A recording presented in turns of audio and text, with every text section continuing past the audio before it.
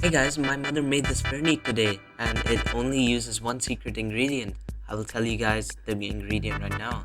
Surprisingly, it's just rice. But how? How is this possible with just rice? For that, make sure to visit A Healthy Home Cook, the channel where the full recipe is uploaded. But now, why did she not use milk? According to Ayurveda, one should not mix jaggery with cow milk. And as we know already, using sugar is not good for health. But let me tell you this, I am a sweet lover and it was really very delicious.